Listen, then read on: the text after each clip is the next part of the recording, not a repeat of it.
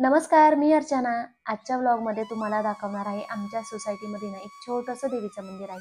पण मस्त आहे बरं का. मंदिराचा परिसर, देवीची पूजा आणि मी उपवासासाठी खास तयारी केली आहे. तर सर्व दाखवणार आहे, तर व्हिडिओ पूर्ण बघा. आजच्या व्लॉगची सुरुवात मी सौभाग्य अलंकारापासून केली. बांगड्या घातल्या, टिकली लावली आणि छान अशी तयार झाली. सर्व आवरताना उशीरच झाला होता, पण काही गडबडीमध्ये आवरून मी मंदिराकडे निघाली. गुलाबाच्या झाडावरची सुंदर फूल तोडून घेतलं आणि मी मंदिराकडे निघाली. सकाळचं हवामान खूपच छान होतं. घरातून निघाले आणि थेट आमच्या सोसायटीतील मंदिराकडे गेले. मंदिराच्या परिसरात शांतीचं वेगळंच वातावरण जाणवत होतं. मी जेव्हा मंदिरात गेले ना, तेव्हा आरतीचा शेवट चालू होता आणि त्या क्षणी मंदिराचं वातावरण मनाला खूपच भावलं. मंदिरात गेले, देवीच्या फोटोला हळदी कुंकू लावून मी स्वतःला हळदी कुंकू लावलं, फूल वाहिलं आणि मनापासून नमस्कार केला.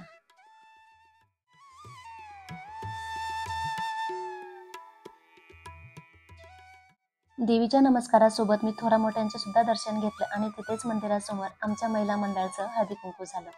सर्व महिला देवीसमोर हळदी कुंकू करताच वातावरण आणखीनच मंगलमय झालं होतं. काही वेळ तिथे बसून मन अगदी शांत झालं होतं.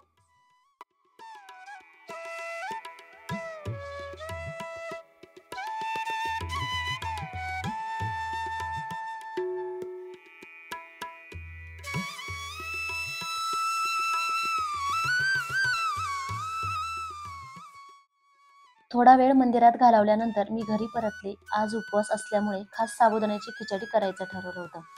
प्रामाणिकपणाने सांगते, खरं तर उपवासाची मजा ना म्हणजे चविष्ट पदार्थ खाणं बरं का. तयारी आधीच करून ठेवली होती. शेंगदाणे भाजून ठेवले होते, बटाट्याची साल काढून बटाटे सुद्धा किसून ठेवले होते आणि मिरच्या सुद्धा तळून ठेवल्या होत्या. शेंगदाणे आणि मिरच्या एकत्र बारीक करून घेतल्या. किसलेला बटाटा, साबुदाणा आणि चवीपुरतं मीठ घालून खिचडी परतून घेतली. शेंगदाण्याचा सुगंध आणि साबुदाण्याची मोती एकत्र येऊन खिचडी अजूनच रुचकर झाली होती. खिचडी परतून झाली आणि यांचं ताट करून ठेवलं. आमच्या घरी ना यांना दही आणि खिचडी प्रचंड आवडतं. मी प्रामाणिकपणाने सांगते, मला नाही आवडत बरं का. मला फक्त साबुदाण्याची खिचडी आणि त्यासोबत तळलेल्या मिरच्या खूप आवडतात. साधा पण मनाला समाधान देणारा उपवासाचा जेवणाचा आनंद घेतला. असा भक्तिभाव, साधेपणा आणि स्वाद यांचा संगम झाल्यामुळे आजचा दिवस खूपच खास झाला होता. बस आजच्या पुरतं इतकंच बरं का. आशा करते तुम्हाला आजचा व्लॉग आवडला असेल. व्हिडिओ आवडला असेल लाईक, शेअर आणि कमेंट करा आणि अर्चनाज रेसिपीजला सबस्क्राईब करायला विसरू नका.